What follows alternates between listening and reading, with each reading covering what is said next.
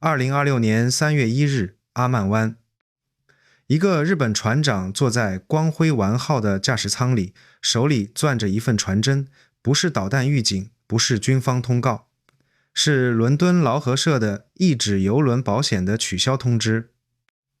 这艘价值 1.2 亿美元的超级邮轮满载200万桶原油，目的地是日本横滨。它浑身上下没有一处弹孔，发动机运转正常，船体本身一点问题也没有。但它哪也去不了了，因为没有保险，就没有港口愿意接收它。没有港口接收，200万桶原油就是一堆在海上飘着的昂贵垃圾。而霍尔木兹海湾的入口处，这样的邮轮飘着几十上百艘。与此同时，400公里外的霍尔木兹海峡北岸，革命卫队的士兵正从一艘伪装成渔船的小艇上往海里推水雷。水雷的成本是2万美元，大概相当于东京街头一辆二手丰田的价格。一辆二手丰田车的钱，瘫痪了好几十艘价值 1.2 亿美元的超级大邮轮。这就是正在霍尔木兹海峡发生的事情。仅仅几天前，美国发动代号“史诗怒火”的联合军事行动，最高领袖哈梅内伊以及革命卫队核心高层在第一波次打击中灰飞烟灭。从纯军事角度看，这是一场摧枯拉朽的碾压式的胜利。但伊朗按下了一个按钮，启动了一台引擎，不是核弹，却有同样核威慑的效果，这是恐惧引擎。只要按下恐惧引擎这个按钮，霍尔木兹海峡的邮轮会因为2个字被彻底清零：恐惧。去年那场12天战争打响时，霍尔木兹海峡也上过新闻头条。当时的新闻是怎么写的？伊朗国会批准封锁海峡，正等待最高决策层做最终决定。懂行的人一听就笑了，所有人都知道，真正咬人的狗是不叫的。只要你还需要开会，需要走程序，需要盖章，这张所谓的底牌就只是虚张声势。说白了，就是弱者在满地打滚，拿个咋咋呼呼的大喇叭在喊救命。可是到了今天，情况完全变了。为什么？因为负责开会做决定的最高决策层已经被美国的钻地弹直接抹平了。哈梅内伊死后不到3小时，伊朗革命卫队的分布式指挥体系自动激活了霍尔木兹海峡封锁预案。这套预案叫马赛克防御。问题来了，根据美国中央司令部的战报，17艘伊朗军舰被击沉，包括伊朗最先进的潜艇。伊朗海军已经全军覆没，那他拿什么封锁海峡？答案是，封锁海峡根本不需要正规军那么复杂。美军炸沉的是伊朗的常规海军，但负责海峡封锁的是革命卫队，他们有上千艘快艇，100多艘微型潜艇，遍布海岸线的隐蔽山洞和预制水雷。别小瞧了这些游击队，他们足以让美国第5舰队的主官睡不好觉了。第一层，深海的死神。霍尔木兹海峡最窄处21海里，可通航的深水航道只有2条，每条宽2英里。全球 20% 的石油， 22% 的液化天然气，每天都要从这条比很多城市河流还窄的水道里挤过去。适合超级邮轮通行的主航道，其实大部分在阿曼领海内，并不在伊朗领海内。这意味着伊朗布雷等于在别国领海里动手脚。面对这种直接切断经济大动脉的掀桌子行为，平时奉行中立的阿曼以及沙特、阿联酋等国绝不可能坐视不管。伊朗全面封锁海峡的难度和代价远比外界想象的要大得多。封锁霍尔木兹这个核威慑注定是隐而不发的话，威慑力最大，而一旦打出来就覆水难收了。即便如此，大归大，封锁导致的恐惧效应依然成立。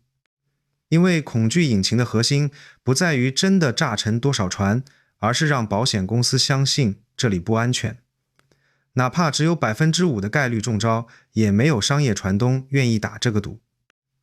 伊朗往这条水道里扔的水雷是 EM-52 型火箭助推沉底雷，这东西沉在海底淤泥里，和礁石、残骸混在一起，声呐几乎分辨不出来。它安静地监听海面动静，只在特定吨位的目标经过正上方时，才点燃火箭从海底直插船底，留给舰长反应的时间只有几秒。情报显示，革命卫队装备有5000到6000枚各型水雷，一枚的成本不过是2万到5万美元。但你知道扫掉一枚水雷的成本是多少吗？按美国海军的历史数据，扫雷成本大约是布雷的几百倍，一枚2万美元的水雷要花几百万美元才能安全清除。美国海军原来有一支专业扫雷舰队，叫复仇者级，为了防磁性水雷，那种船是用木头和玻璃钢造的，一共才14艘。但这些宝贝扫雷舰2023年到2025年之间全部退役了，现在负责扫雷的是 LCS 滨海战斗舰搭载的扫雷任务模块，思路很高级，叫防区外扫雷，母舰躲在远处，派无人小艇和无人潜航器进去干活。但问题是什么呢？这套新系统从未在实战高威胁环境下经受过考验。在漫天飞无人机的霍尔木兹海峡，用一套还在测试阶段的模块化系统去对付几千枚沉底雷五角大楼，自己的作战测试评估报告都对 LCS 的扫雷可靠性打了问号。您说这算是个什么事啊？美国人 PPT 造飞机也就算了，总不能拿 PPT 扫雷吧？第二层，狼群与蜂群。水雷是静态封锁，动态封锁靠什么？靠的是快艇狼群和自杀式无人机饱和攻击。伊朗的战术非常明确，不是要击沉美军的宙斯盾驱逐舰，是要撑爆它的火控雷达处理上限。这就引出了这场海峡交锋中最让五角大楼吐血的一笔账：校费比困境。一架 3.5 万美元的自杀无人机逼迫美军发射一枚430万美元的 SM-6 拦截弹，成本比130比1。当伊朗发动上百架无人机的饱和攻击时，美军的拦截系统要烧掉几千万美元。更要命的是，驱逐舰的垂直发射单元只有96个。导弹打光了，这艘价值几十亿的战舰就必须退出波斯湾，回到巴林的港口，花好几天重新装填。在留出来的几天的空隙，革命卫队疯狂布雷，美国人就算是白忙活了。第三层，保险封锁与数字封锁。前面这些就是前戏，真正让恐惧引擎转动起来的是保险市场。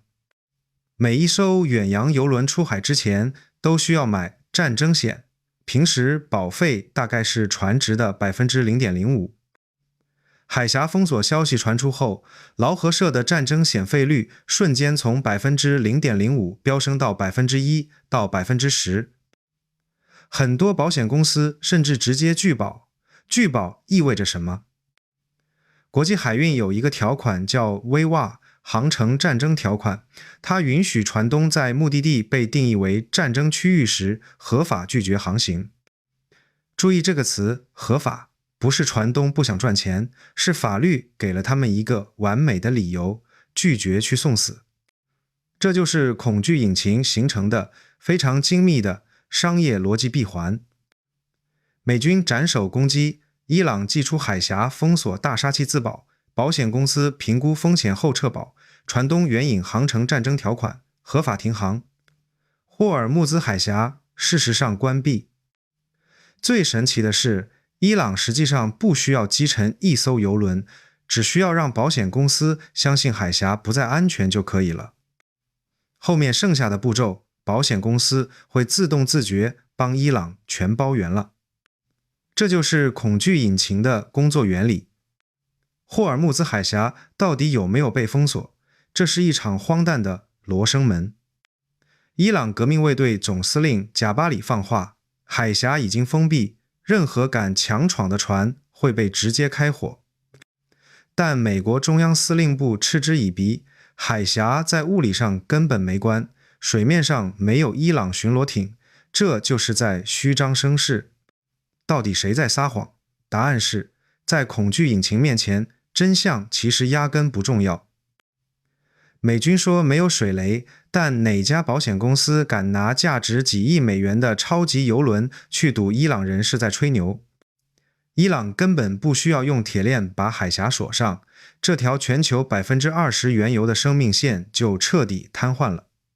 我把这个叫做薛定谔的封锁，海峡同时处于开放和关闭的叠加态。物理上或许开着，但在心理上和金融上却关闭了。整整750艘巨轮，包括占全球 10% 运力的集装箱船，像被施了定身法一样瘫痪在海峡周围。光是停航徘徊的油轮就有53艘，肚子里装着1200万桶原油。还有一招更阴的 GPS 欺骗。伊朗革命卫队在海峡两岸部署了 GPS 干扰设备，油轮的定位系统开始报错位置，明明在公海上，系统却显示在伊朗领海内。他们为什么这么干？因为这会触发银行的制裁合规软件，自动冻结信用证。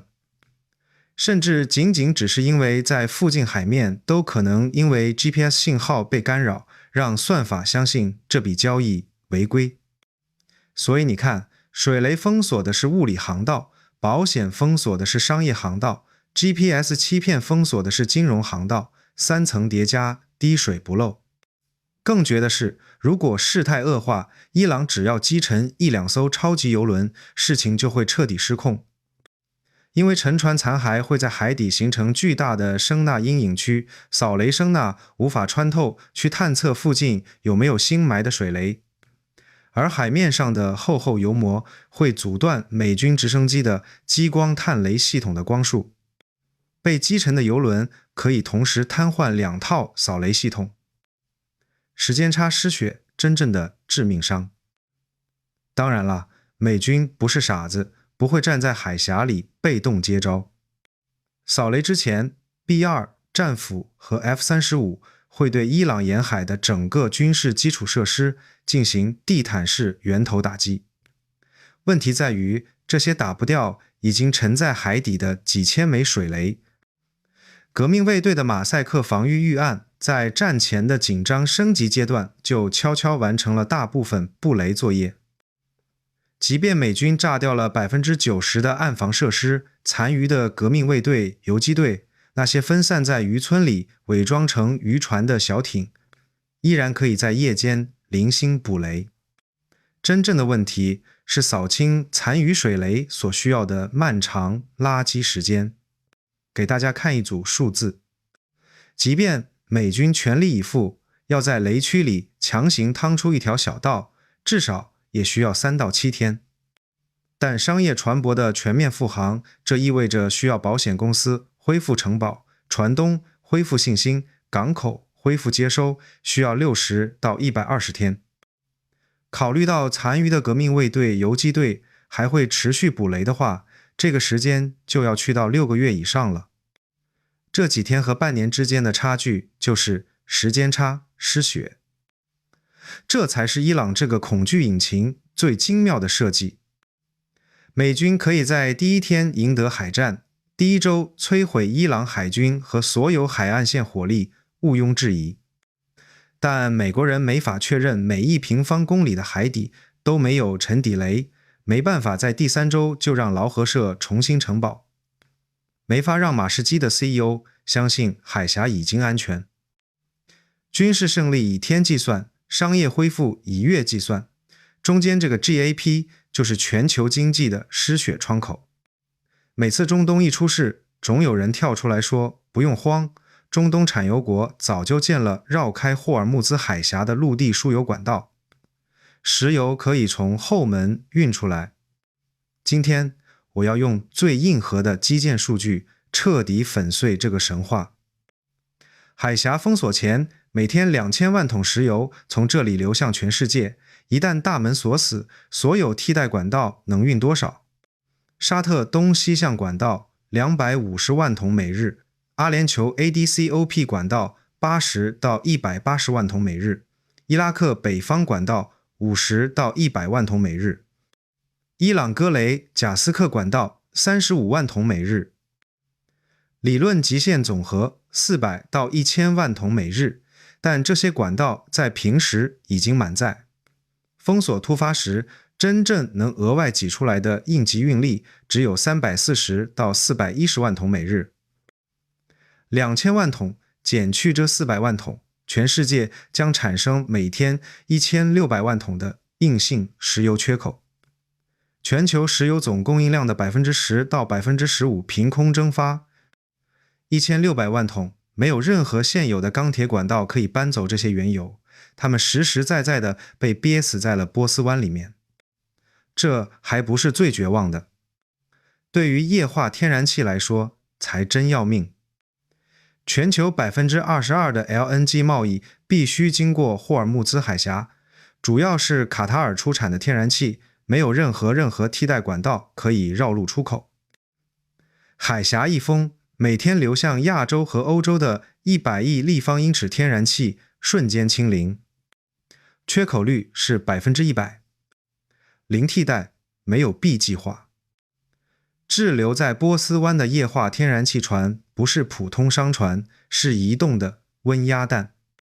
原油船挨一发导弹，大不了漏油起火，但一艘装满零下162度液化天然气的超级巨轮被榴弹击中，爆炸威力不亚于一颗战术核弹。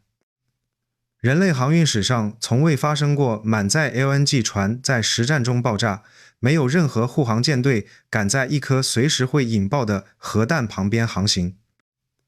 但还有一个很多人完全没意识到的问题，恐惧引擎不止在海底，它还在空中。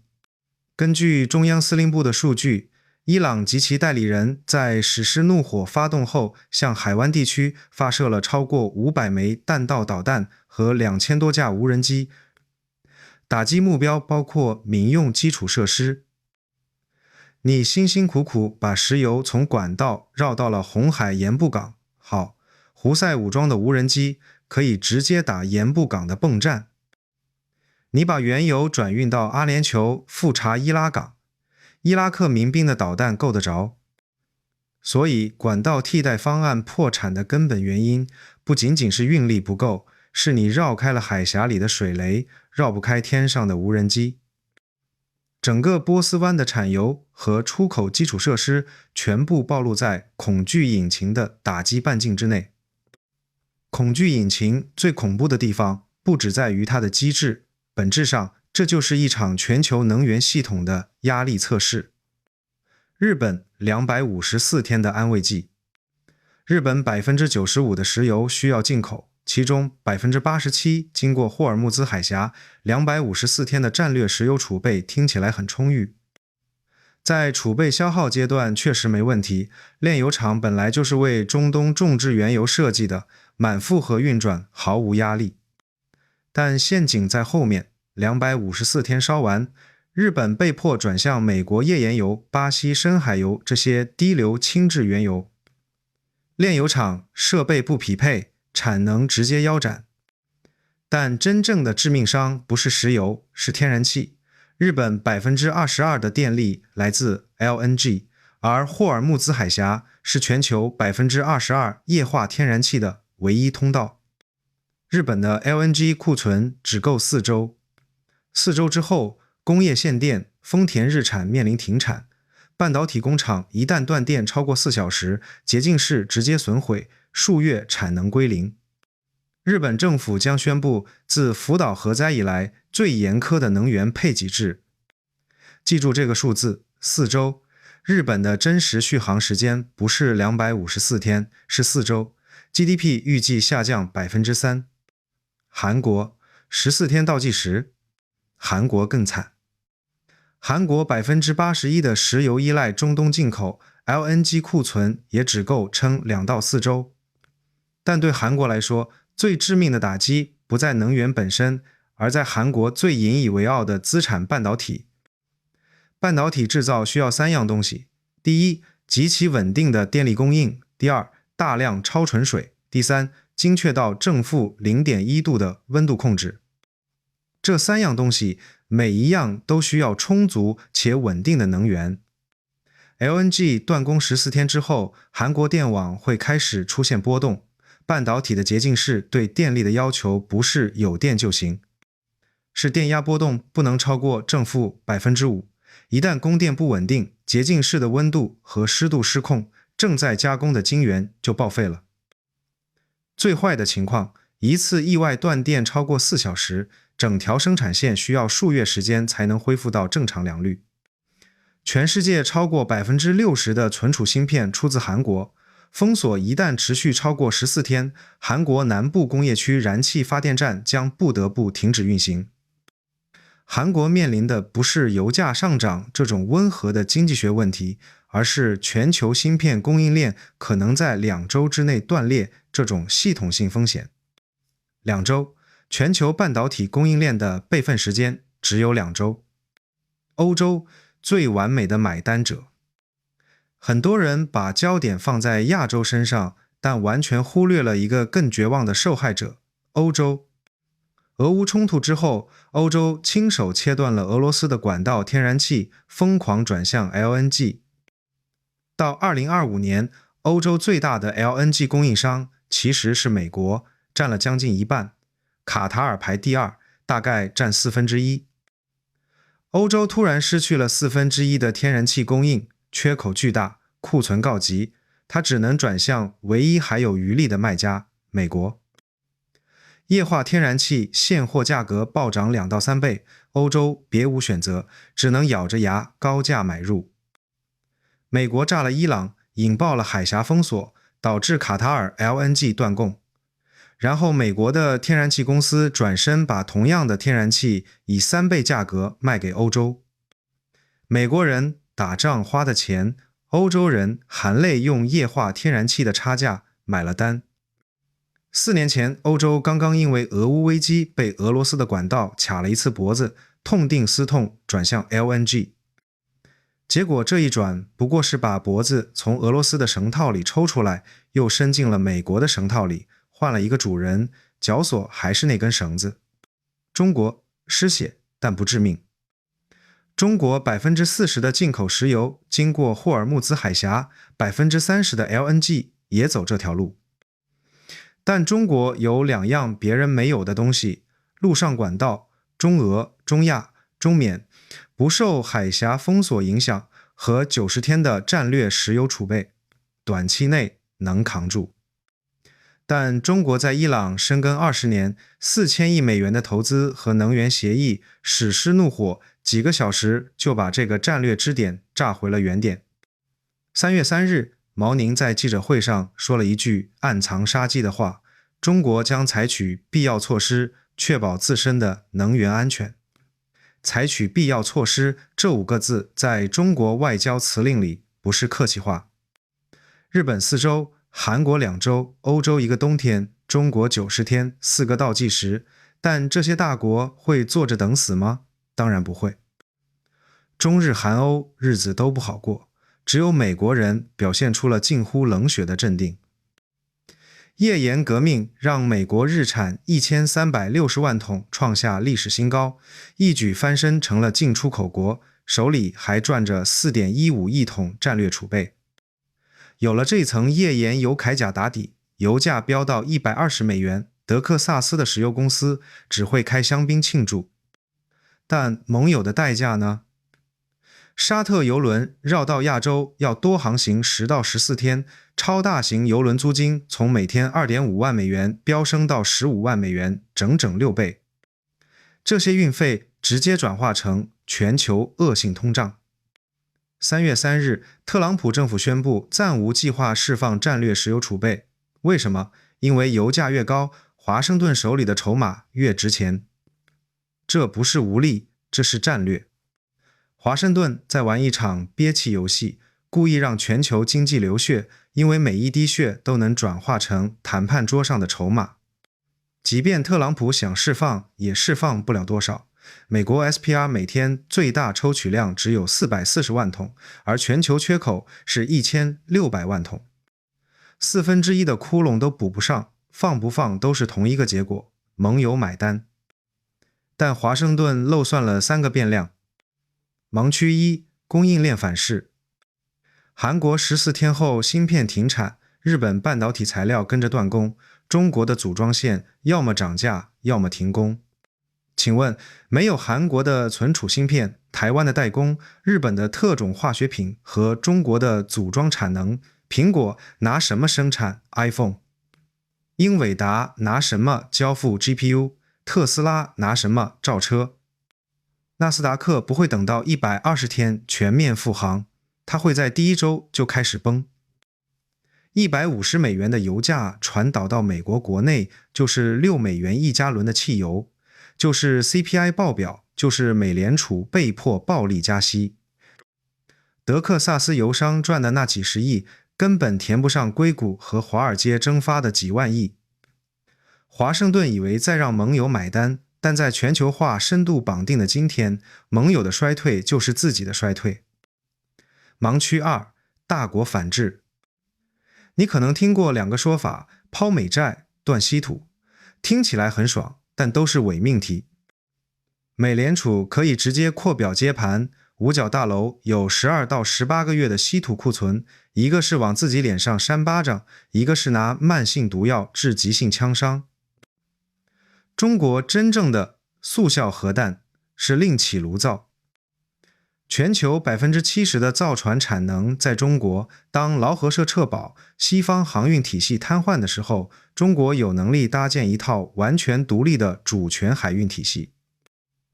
PICC 提供战争险兜底，中国海军独立护航，北斗替代 GPS 导航。但3月初的真实波斯湾给这个构想泼了一盆冷水。美军开启了无差别电子战压制，前线的中国船长绝望地发现，不仅 GPS 瘫痪了，连北斗信号和 AIS 也全部丢失。大国的骄傲被物理法则抹平，平行体系可以建，但短期内电磁遮蔽让另起炉灶寸步难行。即便如此，这套体系作为中长期筹码依然致命。一旦跑起来，一个绕过伦敦、绕过纽约、绕过美元的非西方航运秩序就这么长出来了，这才是华盛顿真正怕的东西。同时，美军主力被拖在波斯湾，西太平洋出现力量真空。中国只需宣布台湾海峡为临时军事管控区，不需要开战，只需要宣布全球 90% 的先进芯片供应立刻悬停。中国和印度向波斯湾派遣护航舰队，美军面对的不再是伊朗的水雷和快艇，而是5星红旗和3色旗。盲区3，俄罗斯坐收渔利。油价120美元，俄罗斯每月多赚几十亿。美军被拖在波斯湾，北约欧洲盟友对华盛顿怒火中烧。1945年以来最虚弱的北约迎来莫斯科的最佳机会。结局，经济上，全球供应链把美国拖进通胀深渊；战略上，中国、俄罗斯把单线作战变成多线困局。美国打赢了战争，输掉了整盘棋。当极限施压逼近临界点，博弈终局在谈判桌上决定。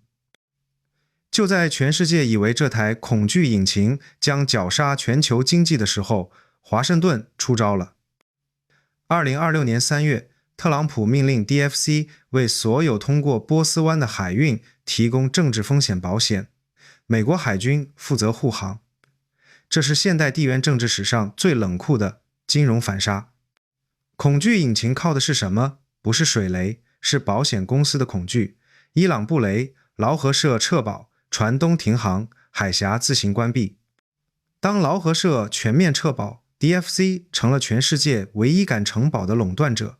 全球每天几百艘巨轮要经过波斯湾，只要想活命，就必须按天缴纳这笔合理保费。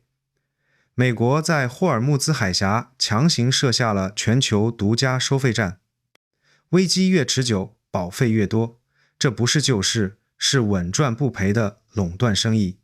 恐惧被釜底抽薪，不是消失，而是被变现。第二层，心理威慑。美国驱逐舰夹着各国巨轮开进雷区，一旦触雷，性质升级为对美利坚的攻击。对老水雷没用，但信号明确，再补新雷就是向美军开火，信心被强行注入。第三层，截胡。特朗普的面向所有航运公司，不是善心，而是截胡。中国和印度有可能自建护航体系。不用了，用我的。表面是警察，实际是枷锁，想要 DFC 保险。交出航行数据，接受合规审查，接入美国中央司令部监控，以安全换主权。水雷还在海底，但特朗普用一纸声明把垃圾时间变成了效忠测试。但这套完美的金融反杀漏算了一个最底层的变量人。船东拿着美国政府的保单下令起锚，但甲板上的船员罢工了，管你保费多少，老子的小命最重要。资本的恐惧可以用美元抹平，人类求生的本能抹不平。恐惧引擎的第二道锁死死锁在每一个一线海员的心理防线上。大国的价码。故事到这里，图穷匕见。韩国14天，日本4周，华尔街连1周都撑不住，真要等到4月特朗普访华，恐怕只剩下难以收拾的残局了。底牌交换必须在72小时内完成。